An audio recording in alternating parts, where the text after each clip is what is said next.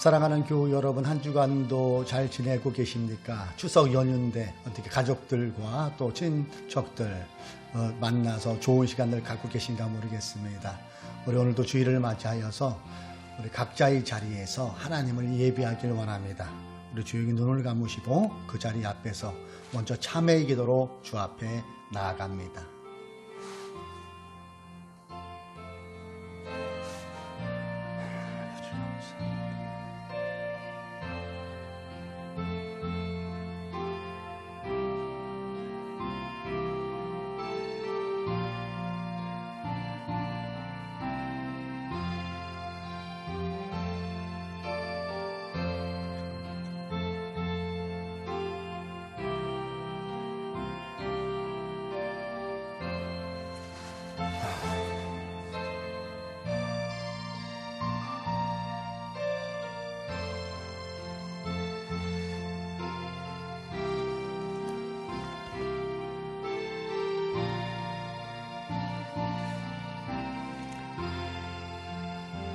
의인이 부르짖음에 여호와께서 들으시고 그들의 모든 환난에서 건지셨도다. 여호와는 마음이 상한 자를 가까이 하시고 충심으로 통회하는 자를 구원하시는도다. 의인은 고난이 많으나 여호와께서 그의 모든 고난에서 건지시는도다. 그런즉 누구든지 그리스도 안에 있으면 새로운 피조물이라. 이전 것은 지나갔으니 보라 새 것이 되었도다. 아멘.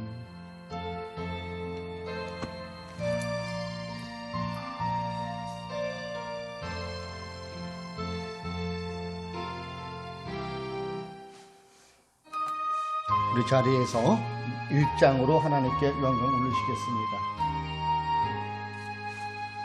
만복의 근원 하나님,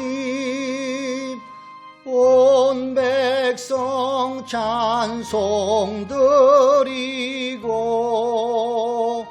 저 천사여 찬송하세. 찬송 성부 성자 성령.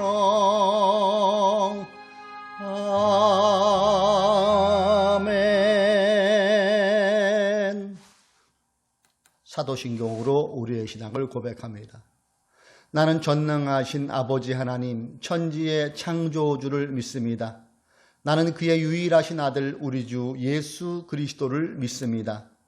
그는 성령으로 잉태되어 동정녀 마리아에게서 나시고 본디오 빌라도에게 고난을 받아 십자가에 못 박혀 죽으시고 장사된 지 사흘 만에 죽은 자 가운데서 다시 살아나셨으며 하늘에 오르시어 전능하신 아버지 하나님 우편에 앉아 계시다가 거기로부터 살아있는 자와 죽은 자를 심판하러 오십니다. 나는 성령을 믿으며 거룩한 공교회와 성도의 교제와 죄를 용서받은 것과 몸의 부활과 영생을 믿습니다. 아멘. 자리에서 우리 찬송가 336장으로 하나님께 찬양으로 영광 올리시겠습니다.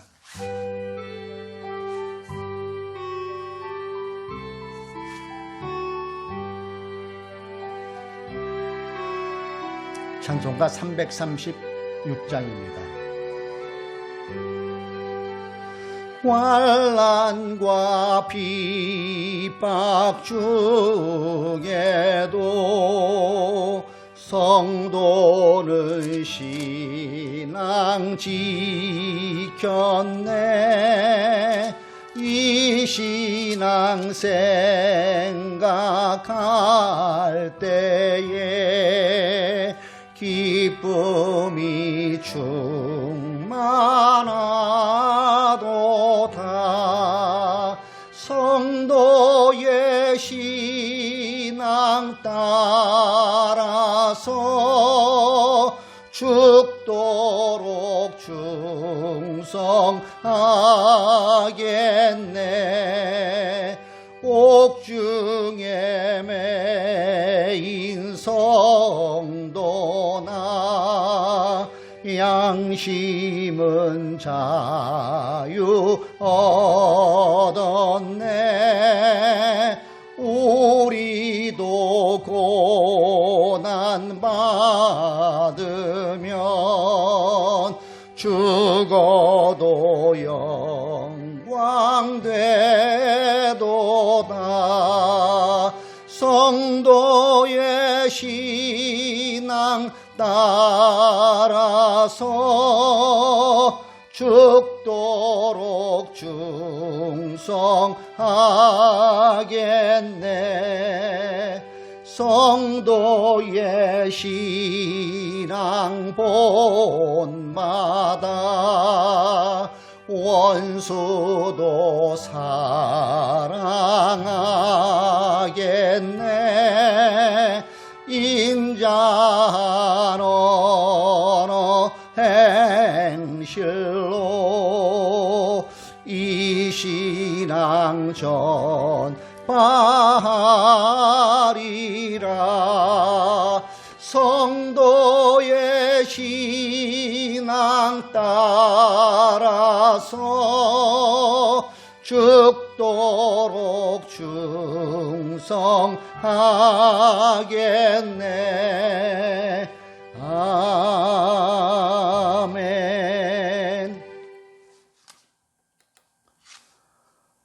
우리에게 예수를 믿게 하시고 구원의 길로 인도하신 하나님께 감사와 영광을 온전히 올려드립니다. 예수 그리스도의 보혈이 이 자리를 덮어주시고 우리 심령을 덮어주시기를 이 시간 또한 기도드립니다. 사랑의 하나님, 지난 한 주간은 민속 고유의 명절 추석을 맞이하여서 오랜만에 가족과 함께 정겨운 신앙을 보내게 하여 주시니 감사를 드립니다.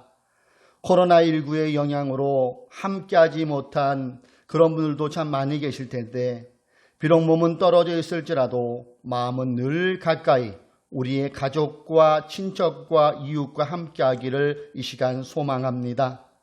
역사의 주관자 되시는 하나님, 나라와 민족을 위하여도 오늘도 우리가 변함없이 기도를 드립니다. 어려울 때마다 이 나라를 외면하지 않고 주님께서 이 땅을 이끌어 가신 것처럼 앞으로도 우리 조국 대한민국을 지켜주시고 인도하여 주실 줄로 믿습니다. 안보가 튼튼히 세워지거니는 물론이거니와 남북이 다시 한번 대화의 자리로 나올 수 있게 하여 주시고 자유롭게 왕래함으로 주님 안에 복된 통일 나라 될 수 있는 우리 조국 되게 하여 주시기를 기도합니다. 이 시간 또한 우리들이 기도하옵기는 한국교회를 위하여도 기도합니다. 일부 극단적 행동으로 한국교회가 지금 많은 욕을 먹고 있고 그 욕으로 인해 하나님의 이름조차 망령되이 일컬어지고 있는 지금을 우리를 보내고 있습니다. 바라옵기는 우리부터가 성경에 입각하여 바른 신앙을 하게 하여 주시고 그것을 또한 이웃들과 함께 예수 그리스도의 살아계심을 행동으로 실천함으로 실추되어진 하나님의 영광을 회복되어지는 그 이론으로 우리들이 살아갈 수 있도록 인도하여 주시옵소서. 하늘뜻 푸른 교회를 위하여도 기도합니다. 저희들 벌써 한 달, 2달 가까운 시간 동안 우리 교우님들 얼굴을 맞대지 못하고 이렇게 유튜브로 예배를 드리고 있습니다. 우리 성도님들 어디에 있든지 주님을 향한 그 신앙 잃어버리지 말게 하여 주시고 어디 있든지 주님께서 그들의 삶을 지켜주시고 인도하여 주십시오. 이 시간도 저희들 마음을 모아 하나님을 예배하며 또 말씀 속에 거하시는 그 하나님을 만나기를 원하오니 성령님 이 자리에 좌정하여 주시기를 기도합니다. 주님을 사랑하는 마음으로 또한 귀한 예물 드린 손길도 있사오니 주님께서 그 마음의 심령을 다 헤아리신 주님께서 그들의 길도 인도하여 주시고 형통의 복으로도 채워 주옵소서. 이 시간 하나님의 말씀을 나누오니 성령님께서 함께하여 주시고 인간의 소리가 아닌 하나님의 말씀을 잘 나눔으로 피차 도전받고 은혜되는 시간 되게 하여 주십시오. 한 주간도 주님의 말씀 부여잡고 하나님의 영광을 위하여 살아가는 저희들이 될 수 있도록 인도하여 주심을 믿사오며 이 모든 말씀 우리를 구원하여 주신 예수님의 이름으로 기도드립니다. 아멘.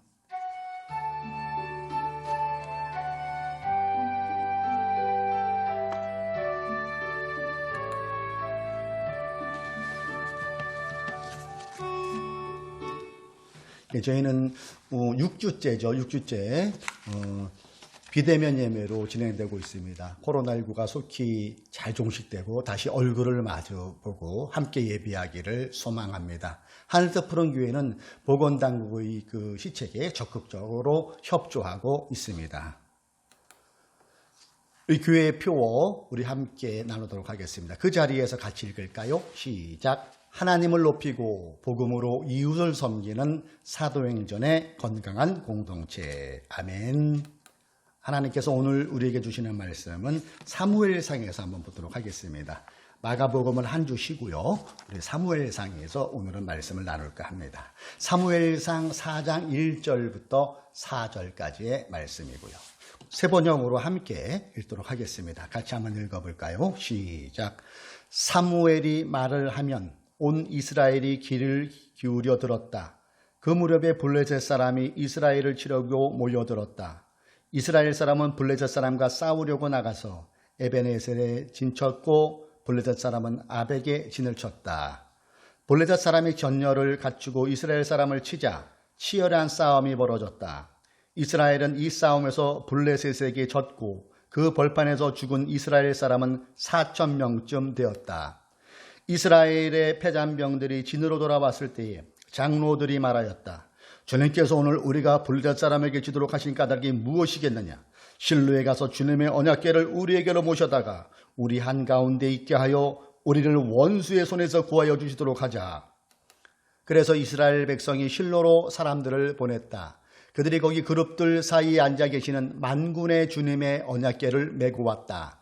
이스라엘의 언약궤를 가져올 때에 엘리의 두 아들 홈니와 비느하스도 함께 왔다.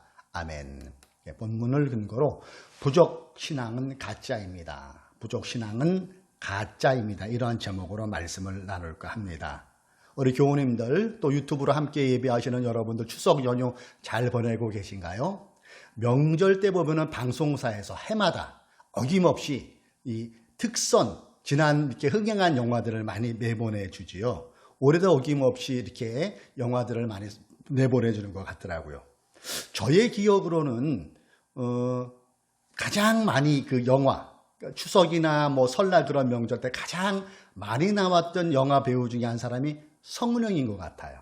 여러분들도 여기에는 아마 동의하실 것 같아요. 취권을 비롯해서 폴리스 스토리 그런 시리즈물, 액션물 그래서 해마다 성룡이 가장 많이 등장했던 그런 기억이 저에게는 듭니다. 예. 그리고 이 모험 액션물 중에 모험에 관한 그런 것들도 많이 나오는데 가장 많이 나온 영화 중에 하나가 이거 아닌가 모르겠어요. 인디아나 존스. 기억난다. 그런 분들 계실 것 같아요. 이게 4편까지 나왔던가요? 내후년에 5편이 제작된다고 이렇게 제가 본 기억이 납니다. 스티븐 스필버그가 만든 작품이죠. 인디아나 존스가 처음 나왔을 때가 제가 고등학교 다닐 때니까 벌써 꽤 오래됐네요. 그 1편의 제목이 레이더스, 잃어버린 성계 그런 것으로 나왔고 많은 사람들이 봤어요. 주연이 해리슨 포드인가 아마 그랬던 기억이 납니다. 대충 스토리가 이제 되는데 그 배경이 1930년대 후반에서 40년대 그때쯤으로 되어 있고 대학에서 고고학을 가르치는 인디아나 존스 박사가 정부로부터 성경에 나오는 성계, 이 성계를 언약궤라고도 하죠. 이 언약궤를 찾으라는 명령을 받게 돼요. 이와 동시에 독일, 나치에 있는 그 독일 군들도 이것을 찾기에 현안이 됩니다. 전설에 의하면 기원전 약 980년경에 예루살렘을 침략한 이집트의 10세 왕이 그것을 타니스라는 곳으로 옮겨 영혼의 우물이라고 불리는 비밀의 방 속에 감춰뒀다는 거죠. 그래서 미국과 독일이 서로 이것을 찾기 위해서 애를 쓰게 되는데 독일의 고고학자들이 숨겨둔 위치를 찾아내게 되죠. 독일의 나치군들이 그 성계를 가지고 전쟁에 나가려고 합니다. 그 이유는 그 언약궤에 신비한 힘, 전투에 나가서 이길 수 있는 신비한 힘이 나온다고 그들이 믿었던 거예요. 이거를 가지고 미국의 인디아나 존스 박사와 또 독일군에 있는 그런 사람들에게 얼기설기 막 이렇게 찾았다가 뺏겠다, 찾았다가 뺏겠다 그러면서 몰입도를 아주 높이는 그런 것들이 생각이 납니다. 나중에 독일군이 그것을 딱 잡아서 어느 동굴에서 그 언약궤 안에 어떤 신비한 능력이 있나 그것이 궁금해서 그것을 이렇게 열어보는 장면이 나와요. 마지막 장면쯤에. 그래서 그거를 쏙 열어보는데 무슨 신비함이 확 나오면서 그 주변에 있던 사람들을 다 녹여서 죽이는 장면이 나와요. 맨 마지막에 존스 박사와 그 함께 있던 여성 한 명만 남겨놓고 그 동굴에서 다 죽어버리고 그러면서 영화가 끝이 납니다. 이 영화가 주는 교훈이 뭘까요? 아무리 신비한 힘을 가지고 있는 성계라 하더라도 그것을 이기적인 욕심의 도구로 사용하면 안 된다. 이런 것을 그 영화에서 주장하고 강조하고 싶었던 것 같아요. 오늘 우리가 읽은 본문의 말씀도 이와 유사한 장면이 나오는 것을 여러분 본문을 읽으면서 생각해 보셨을 거예요. 오늘 본문의 말씀도 그런 인간의 어리석음을 보여주고 있는 장면이기도 합니다. 우리가 읽은 이 말씀에 보면 벌어지는 그 시기가 이스라엘 나라가 사사시대였어요. 사사시대 말기. 그때는 아직 이스라엘의 왕이 없었죠. 엘리와 같은 사람이 사사가 되어 이스라엘의 지도자 역할을 했었고 사람마다 자기 소견에 옳은 대로 행하였다고 성경은 기록하고 있어요. 바로 이러한 시기에 이스라엘과 블레셋 사이에 전투가 벌어집니다. 본문은 이날 전투에서 이스라엘 군대가 패했다고 기록하고 있어요. 전사자가 4,000명이라고 기록되어 있죠. 당연히 전투에서 승리할 줄 알았던 이스라엘이 멘붕에 빠집니다. 이렇게 전쟁에서 대피하자 이스라엘 지도자들이 모여서 대책회의를 열죠. 대책회의에서 어른한 결론이 뭡니까? 맞다. 하나님의 언약궤를 우리가 이 싸움터에 가지고 오자. 그런 결론을 내요. 그래서 그 당시에 실로에 모셔져 있던 하나님의 언약궤를 전쟁터로 가지고 옵니다. 이 언약궤는 이스라엘 백성들에게는 굉장히 중요한 상징이었죠. 즉, 이 언약궤는 하나님의 임재를 상징하는 것이었어요. 그래서 이스라엘 백성은 요단강을 건널 때 언약궤를 앞세웠고요. 여리고성을 함락시킬 때도 언제나 언약궤를 앞세웠어요. 그리고 요단강을 건넜고 그리고 여리고성을 무너지는 놀라운 사건들을 체험한 사람들이 이스라엘 사람들이었어요. 그래서 이스라엘 사람들에게 그 당시 언약궤는 굉장히 소중한 것이었죠.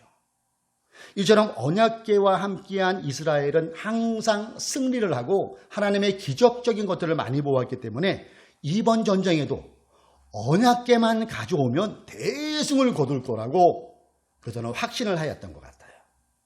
마침내 언약궤가 전쟁터에 도착할 때 이스라엘 백성들은 너무 좋아서 이제 다음번 싸움에는 반드시 당연히 이길 거라는 그런 확신을 가지고 환호성을 지릅니다.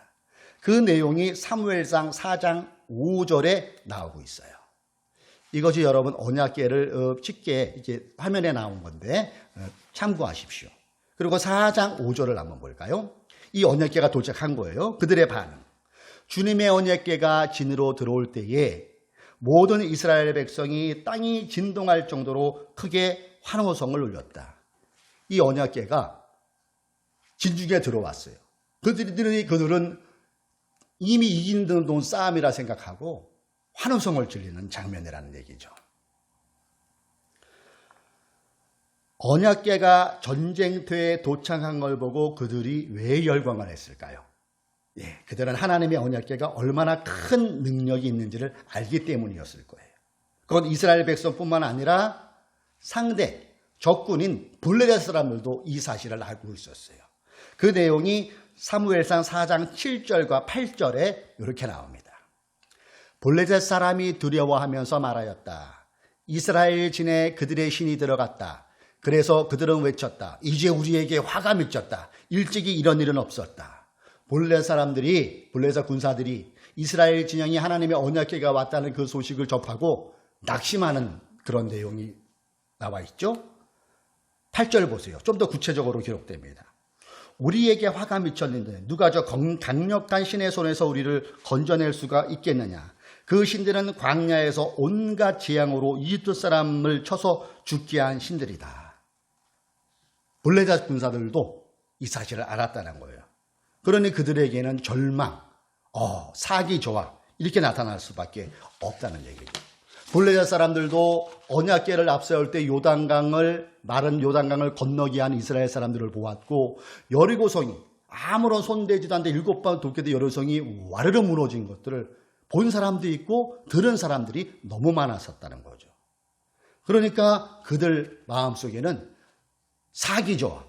야, 이거 싸움에 나가자마자 나가나 마나 우리는 질 것이 뻔하다, 이런 마음이 들었을 거예요.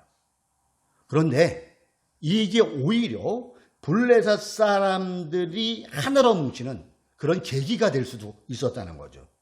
즉 배수의 진을 그들이 치지요. 그리고 죽게 아니면 까무러치기로 또 두 번째 전쟁에 나갔는데 대패를 한 게 아니라 블레셋 사람들이 대승을 거두게 되죠. 이번에도. 그러니까 반대로 이스라엘 사람들은 언약궤가 들어와서 당연히 이길 줄 알고 전쟁에 나갔고 전투에 나갔는데 처음 전투 때보다 더 무참하게 패하고 맙니다. 첫 번째 전투에서는 이스라엘 군사가 4,000명이 죽었는데 하나님의 언약궤를 앞세우고 나간 그 전투에서는 무려 3만 명이나 죽고 말았다고 기록되어 있죠. 그때 전쟁터에서 언약궤를 지키고 있던 엘리 제사장의 두 아들이 있었는데 4절에 보면 그 아들이 홈니와 비느하스로 기록되어 있는데 그들도 그 전쟁터에서 죽고 맙니다. 그뿐만이 아닙니다.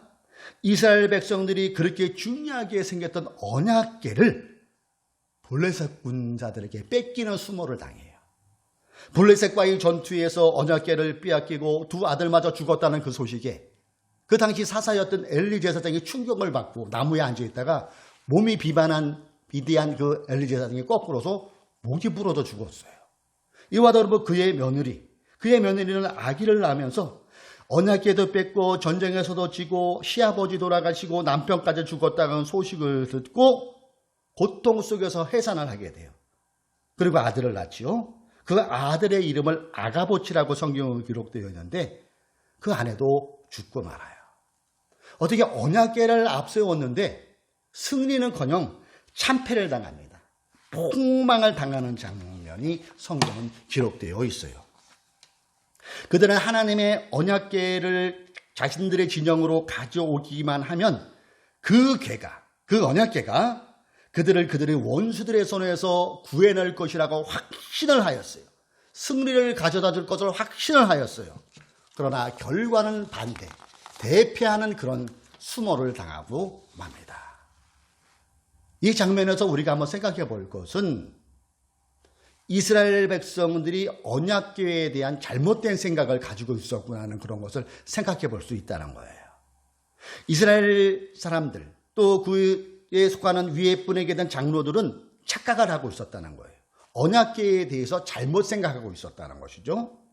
이스라엘 사람들은 하나님께서 이스라엘과 함께 하시면서 행하셨던 능력이 언약궤 그 자체에서 나오는 것으로 착각하고 있었다는 것이죠. 지금 그들에게 있어서 언약궤는 하나님보다는 부정 역할에 더 가까운 역할을 했다는 것을 우리가 생각해 볼 수가 있어요. 언약궤는 부정 역할을 하는 것에 지나지 않았다는 것이죠. 제가 어렸을 때에 서울시 성북구 미아리 쪽에 산 적이 있었어요. 그쪽에 지금도 그 점쟁이 집들이 많을 텐데 그 당시에는 점쟁이 집들이 그 미아리 고개 양옆에 아주 질비하게 쫙 되어 있었어요. 그래서 그 연초 같은 데 제가 들기 지나가 보면은 많은 사람들이 점을 보러 온 것들이 지금도 기억이 나요. 어느 분은 이렇게 싹 나오면서 부부가 나오면서 부적이라고 하죠. 그 부적을 바라보면서 헛한 표정으로 안심한 표정으로 나오는 그런 것을 제가 본 기억이 지금도 납니다. 부적. 그 사람들은 부적이 애군을 물쳐주고 재물의 복도 갖다주고 하는 일마다 잘 된다는 그것 때문에 부적을 비싼 돈을 주고 사온 거겠죠. 그 부적을 이불 속에도 속옷에도 넣고 복을 기대하는 거죠. 오늘 본문에서 그려지고 있는 블레셋 사람들과 언약궤를 가지고 블레셋 사람들과 싸웠던 이스라엘 그 백성들의 모습이 이와 흡사하다고 여러분 생각되지 않습니까? 그래요. 언약궤, 이스라엘 백성들이 바라봤던 그 언약궤가 어느 순간부터 하나님보다는 부적으로 전락돼 버린 거지요. 언약궤 그 자체가 그들에게 승리를 줄 수 있다고 그들은 판단하고 있었다는 거예요. 굉장히 어리석은 이스라엘 백성들이죠.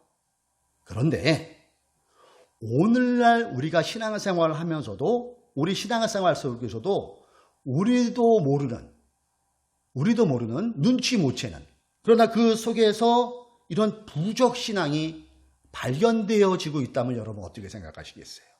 목사님 나는 부적 그런 거 싫어하는데요.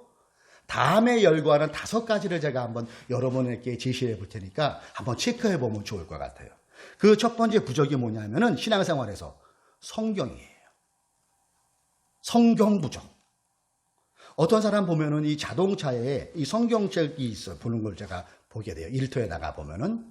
그러면 저로서는 반갑죠. 그러다가 일정한 친분이 쌓이고 그러면 제가 물어볼 때도 있어요. 우리 고객님 교회 다니시나 봐요? 예수 믿으세요? 반가운 마음에.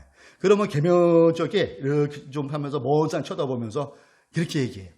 교회를 뭐 1년에 한두 번 집사람이 나가자고 하는데 그냥 뭐 자주 나가진 않아요. 그러면서 기면적 하더라고요. 그럼 제가 물어봐요. 근데 성경책 정도 차 안에 두고 가실 정도면은 신앙생활이 기쁘신 거 아닌가요? 그러면은 그들이 하는 얘기가 뭐 성경을 제가 읽는다기보다도 그냥 성경책 차 안에 두면은 마음에 안위가 오더라고요. 그래서 혹시나 뭐 사고 같은데 좀 방지해 주지 않을까. 그런 역할로 제가 그냥 성경을 들고 다닙니다 하면서 말꼬리를 흐리는 경우를 제가 본 적이 있어요. 성경이 자동차 안에 보호해준다는 그런 역할로 이것이 쓰여진다면은 성경은 성경이 아니라 부적이 되는 거 여러분 아니겠어요? 성경은 가지고 다니는 것도 중요하지만 그보다 더 중요한 게 뭡니까? 그 말씀을 읽는 걸 거예요. 그리고 말씀대로 순종하는 걸 거예요. 그 속에서 그리스도의 사랑을 발견하고 하나님의 그 마음을 발견하고 그 삶대로 살려고 노력하는 것이 성경의 참 의미가 아니겠어요? 그런데 오늘날 일부 사람들 보면 이 성경을 단지 이 자체가 나를 지켜주는 보호 그런 역할로 사용하고 있다면 이 성경조차가 부적이 될 수 있다는 것 아니겠습니까? 또 한 가지 부적이 뭐냐면은 십자가예요. 십자가 부적. 요즘도 이 여성 고객님들 보면 목걸이에 십자가 목걸이들을 많이 하고 어느 분은 십자가 귀걸이도 하시는 분들 제가 봐요. 일전에 제가 그 여름이로 기억나는데 경포 바닷가로 가는데 연인이 탔어요. 그래서 쭉 모시고 갔는데 그들 얘기가 제 기억에 남는 것을 여러분께 소개해 드릴게요. 자기 오늘 십자가 목걸이 했네. 봤어? 그러면 자기 교회 다니구나. 크리스천이구나. 그렇게 얘기하니까 이 여자 자매님이 이렇게 얘기하더라고요. 중고등학교까지 는 다녔어. 지금은 안 다녀. 왜 안 다녀 지금은? 그냥 이거는 지금 안 다니고 엑소소리도 잠깐 묻지 마. 왜 안 다니는데? 나 그 교회 목사님 재수 없어. 시험 들었어. 그렇도록 얘기를 하더라고요. 제가 얼굴이 좀 뜨뜻했지요. 근데 왜 달고 다녀? 여행할 때 십자가 목걸이 하면 사고 안 날 것 같은 그런 마음 때문에 그냥 액세서리 겸 해서 그냥 달고 다니는 거야. 목에 걸고 다니는 거야. 여러분, 십자가의 진정한 의미는 상실된 거지요. 그저 십자가를 목에 걸고 다니면 뭔가 좋은 일이 일어날 것 같은, 그리고 자동차 사고나 사고에서 나를 지켜줄 것 같은 그런 심리적인 안위 때문에 십자가를 걸고 다니는 거죠. 이것은 십자가의 진정한 의미가 아니지요. 이것 또한 부정 역할이 될 수가 있다는 것 아니겠어요? 또 한 가지는 교패입니다. 교패. 우리 하늘뜻 푸른 교회 교패죠. 교패 부족도 여러분 있는 거 아세요? 새신자가 신방을 가면은 신방 후에 이제 신방하는 목사가 그 문에, 현관문에 이렇게 교패를 달아줘요. 그러면 이제 대부분 같이 동행하신 그 권사님들이 계시잖아요. 덕담으로 이렇게 물론 얘기하시는 거죠. 잘했어. 이제 교패를 붙였으니까 도둑도 안 들고 식구들마다 복을 받을 거야. 덕담일 거예요, 물론. 그런데 여러분, 교회에 교패 붙였다고 도둑 안 되나요? 교회 교패 붙였다고 복이 막 안 들어왔던 복이 들어올까요? 그렇지 않지요. 이 교패를 단다는 의미는 이 집은 예수 그리스도를 섬기는 가정입니다. 그런 표식이죠. 우리 가정은 하나님을 믿는 가정입니다. 우리 가정은 예수님을 섬기는 가정입니다. 그런 의미죠. 그리고 그 집에 사는 성도님이 그 교회를 볼 때마다 집에 들어갈 때나 나갈 때나 그 교회를 볼 때 그래 하나님을 섬기는 가정답게 오늘도 살아야지. 또 들어갈 때는 내가 오늘도 하나님을 믿는 자세가 살아서 갔을까? 이런 생각을 가지는 게 참다운 교회의 의미 아닙니까? 그 이상도 그 이하도 아닐 거예요. 또 한 가지 우리가 가장 많이 활용하는 그 부족 같은 생각 드는 게 액자죠, 액자. 식당 갔을 때, 또 어느 집에 갔을 때 이렇게 붙어있는 액자. 그래서 뭐 내게 능력 주는 자 안에서 내가 모든 것을 할 수 있겠노라.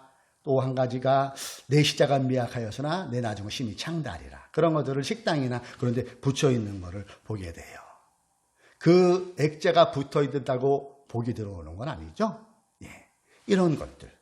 또 한 가지 생각나는 게 직분 부족도 있죠. 예. 하나님께서 우리에게 주신 그 어떤 직분도 우리의 이기적인 욕망을 채우려는 데 사용해서는 안 되죠. 사업에 유익이 될 것 같아서 내 비즈니스에 득이 될 것 같아서 몇 천만 원씩 헌금을 하고 장로가 됨으로 복받는 건 결코 아닙니다. 모든 직분은 섬김을 위해서 존재하는 것이죠. 섬기고 헌신하는 위해 그 직분을 사용하는 것이 성경적이지요. 그런데 직분을 남용하거나 악용해서 내 이기적인 욕망을 채우는 하나의 도구로 직분을 사용한다면 그것은 성경적이 아니고 하나님이 기뻐하시는 직분자가 아닐 것입니다. 제가 5가지를 여러분에게 대표적으로 제시를 했는데 어떠세요? 혹시 우리 안에도 은연중에 나도 모르게 이러한 부족들을 갖고 살지는 않나를 한번 살펴보는 이 시간이 되기를 바랍니다. 사무엘상 4장을 넘어서 사무엘상 7장에 보면은 이스라엘 백성들이 이 블레셋과 또 싸우는 전투를 벌이는 장면이 나와요. 그런데 4장에서 나타났던 그것이 아니라 7장으로 넘어가면은 이스라엘이 블레셋과 싸워서 대승을 거둔 장면이 나와요. 그런데 이때는 언약궤가 있었다라고 기록되어 있지 않아요. 그때 이스라엘이 블레셋과의 전쟁에서 이길 수 있던 이유는 언약궤를 가지고 있어서 이겼다는 것이 아니라 언약궤 때문이 아니라는 거예요. 그들이 전쟁에 나가서 이겼었던 그 이유를 죄로 향했던 그들의 마음을 돌이켰을 때, 하나님께 그들의 마음이 향했을 때, 하나님을 섬겼을 때 하나님께서 함께하여 주심으로 전쟁에 이겼다고 기록되어 있어요. 사무엘서 7장 3절과 4절이 이를 잘 증거하고 있습니다. 우리 3절은 그 자리에서 같이 한번 읽어봅니다. 시작. 이스라엘 온 족속에게 말하였다. 여러분이 온전한 마음으로 주님께 돌아오려거든 이방의 신들과 아스다롯 여진상을 없애버리고 주님께만 마음을 두고 그분만을 섬기십시오. 그러면 주님께서 여러분을 블레셋 사람의 손에서 건져주실 것입니다. 사무엘이 지금 이스라엘 백성들에게 얘기하고 있죠. 그러면서 4절을 보세요. 이 말을 듣고 이스라엘 자손이 전쟁에서 2번이나 졌던 이스라엘 자손을 말하는 거죠. 이 말을 듣고 이스라엘 자손이 바알과 아스다롯 신상을 없애버리고 빨간 글씨 같이 읽어보세요. 주님만 섬겼다. 아멘. 여러분, 우리가 구원받은 하나님의 자녀로 살아갈 때 치열한 삶의 현장에서 바르게 예수 믿으려면 하나님 안에서 그리스도의 자녀답게 하나님을 섬기려면 하나님만 섬겨야 된다는 것이죠. 하나님을 섬긴다는 말은 다른 말로 뭡니까? 하나님을 사랑한다는 말입니다. 즉 하나님을 여러 대상 중에 하나로 사랑하는 것이 아니라 항상 으뜸으로 제일 위에 1번으로 하나님을 생각하고 1번으로 하나님을 섬기고 1번으로 하나님이 원하시는 그 길로 가야 된다는 것. 이것이 순종이고 이것이 주님을 향한 사랑이라는 얘기입니다. 3절을 다시 한번 보세요. 주님께만 마음을 두고 그분만을 섬기십시오. 이것이 오늘 본문의 저자가 우리에게도 원하는 마음일 거예요. 주님께만, 하나님께만 우리의 마음을 두고 그분만을 섬길 것을 말씀하고 있는 것 아니겠습니까? 우리는 알게 모르게 우리도 모르는 그 부족에 우리의 마음이 끌릴 때가 많이 있어요. 그러나 여러분, 이러한 것들은 우리의 신앙을 온전케 하지 못해요. 우리의 신앙을 왜곡 복음에 휘끌리게 되고 미세먼지처럼 우리의 영혼에 미세먼지로 다가와서 우리 신앙이 바르게 하지 못하는 그런 것으로 작용을 한다는 얘기지요. 혹시 우리 안에 우리도 모르는 부족 신앙 갖고 있지 않습니까? 이것을 오늘 말씀을 통하여 우리가 한번 생각해 보기를 소망합니다. 일전에 제가 저녁에 일하는 곳에서 만났던 분들이 얘기해요. 시내 동부시장을 여러 번 아시죠? 그 동부시장 안쪽 들어가면 가리온이라는 노래 주점이 있어요. 근데 우리 단골인 분이 그분이 부르셨는데 7분 거리에 있는 택시 타이어프로 안쪽 골목까지 가는 손님이에요. 모녀 직원입니다. 근데 이 딸 직업이 뭐냐면은 무속인이에요. 쉽게 말해서 점쟁이. 딸이 점을 치고 엄마는 살림을 도맡아하면서 모녀가 사이좋게 그렇게 지내는 모습인 것 같더라고요. 그래서 그분이 자주 불러요. 그리고 모녀가 술을 자주 하시는 것 같아요. 한 달이면 한 30일은 술을 드시는 것 같고 이 부르는 대리운전도 여러 군데예요. 그중에 제가 일하는 곳에서도 불러주시더라고요. 근데 그 분들을 모셨어요. 어머, 기사님 저번에 만나니 오늘도 만났네요. 네, 보살님 오늘도 뵙네요. 안녕하셨습니까? 댁으로 모시면 되겠죠? 네, 그러세요. 예, 처녀보살 모녀가 가는데 이 처녀보살이 약간 까칠하거든요. 근데 어느 정도 이렇게 비유만 잘 맞춰주고 하면은 팁도 잘 주세요. 그래서 항상 그분은 그 7,000원 거리인데 2만 원을 주세요. 세종대왕을 2장 준다는 얘기죠. 어느 분은 얘기 들어보니까 마음에 들었는지 신사임당도 팁으로 받은 분도 있다고 하더라고요. 어쨌든 이제 쭉 가는데 모녀들 대화가 이렇게 들리게 되죠. 딸이 말하더라고요. 엄마, 나 이게 술 좀 줄여야 될 것 같아. 산신령 할아버지가 좀 싫어하는 것 같아. 그래, 아무래도 체력도 무리고 너도 이제 40대 초반 아니냐. 몸 관리해야지. 엄마도 줄일 테니까 우리가 아주 술 좀 줄여보자. 오케이, 그런 의미로 집에 가서 각 소주 한 병씩 콜. 호호, 엄마도 그럴까? 예, 아주 재밌게 이렇게 가요. 그러다가 이 처녀보살 엄마가 목소리를 착 낮추고 저를 좀 의식하셨는지 목소리를 착 낮추고 말하는 게 제 귀에 들어왔어요. 야야야, 너 오늘 낮에 그 부부 손님 있잖아. 그 김치 소개로 온 그 사람, 그 교회 그 장로라는 그 부부. 장로라는 말에 제 귀가 쫑긋하죠. 계속 어머니가 얘기를 하니까 그 딸 되는 처녀보살이 이렇게 얘기하더라고요. 내가 사업 잘 풀리려면 굿해야 된다고 그래서 1,000만 원짜리 그리고 1,000만 원짜리 부적 사야 된다고 얘기했어. 뭐 오든 말든 난 얘기했으니까. 그리고 뭐 굿들이기 집에서 굿하기 뭐하니까 우리 가는 산당에서 드리면 볼 사람 없으니까 2,000만 원 준비해라고 얘기했어. 그랬더니 그 처녀보살 어머니가 이렇게 얘기하더라고요. 야, 그 사람들은 교회 다니면서 아니 우리가 모시는 산신령님 할아버지보다 하나님이 더 셀 텐데 그치? 그러고 보면 교회 다니는 사람들도 까짜들 많아. 그분들은 제가 목사인지 모르거든요. 근데 제 얼굴이 순간 화끈거리게 느껴졌어요. 갑자기 마음도 불편해졌어요. 처녀보살 집에 도착했습니다. 오늘도 고생하셨어요, 기사님. 그러면서 어김없이 세종대왕 2분을 꺼냈어요. 근데 제가 신앙의 자존심이 그때 좀 발동했던 것 같아요. 마음이 불편해지면서 이렇게 얘기했던 기억이 나요. 보살님, 오늘부터 개인적인 사정으로 팁은 못 받겠습니다. 마음만 받겠습니다. 건강하세요. 그 어이없어하는 그 보살 모녀에게 인사하고 큰 길로 빠져나왔습니다. 그때 제가 생각한 게 그 장로님 얼굴은 모르지만 그분은 하나님을 믿는 사람 같지 않다. 예수 부족을 의지하는구나. 하나님을 믿는 사람이 이렇지 않았을 텐데 하는. 그러면서 든 생각이 정말로 예수 잘 믿어야겠구나. 그런 생각을 한 기억이 납니다. 사랑하는 교우 여러분, 부족 신앙은 바른 신앙이 아닙니다. 그것은 가짜입니다. 부족 신앙은 신앙이 아닙니다. 우리가 오직 그분을 섬길 때, 그분을 사랑할 때 능력의 근원 되시는 하나님께서 우리를 이끌어 가시는 거죠. 그래서 우리에게 나타나는 블레셋, 우리에게 블레셋이 뭘까요? 코로나19 같은 그런 어려움, 지금 같은 어려움, 물질의 블레셋, 환경의 블레셋, 사업의 블레셋, 취업의 블레셋, 건강의 블레셋을 만났을 때에 하나님께서 함께하여 주셔서 그것을 극복해내고 또 피할 길을 열어주시는 하나님을 우리가 만나게 될 줄로 믿습니다. 교우 여러분, 이제 우리는 능력의 근원 되시는 하나님만 섬깁시다. 능력의 근원 되시는 그분만을 더욱 사랑합시다.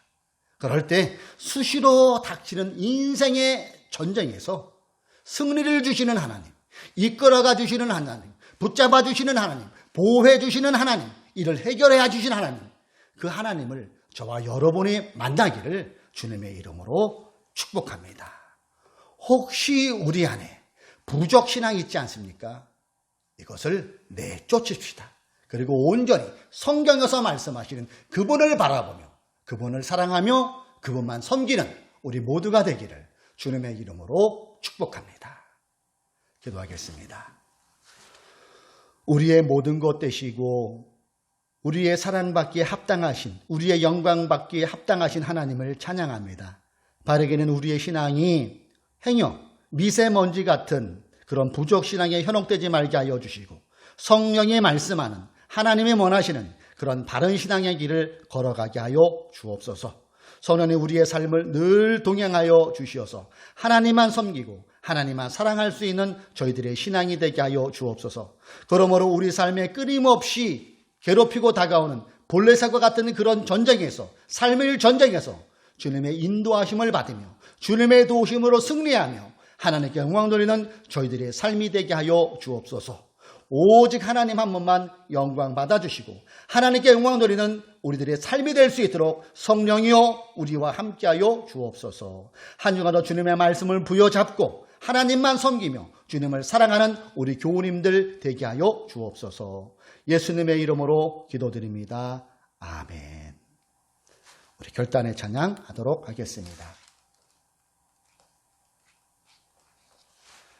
주여 나로 하여금 부족신앙이 아닌 정말로 하나님만 바르게 바라보고 바르게 믿는 우리의 신앙이 되게 하여 주시고 하나님만 더욱더 사랑하는 우리가 되게 하여 주옵소서. 주님이 우리의 1번 되게 하여 주옵소서. 밤 깊도록 동산 안에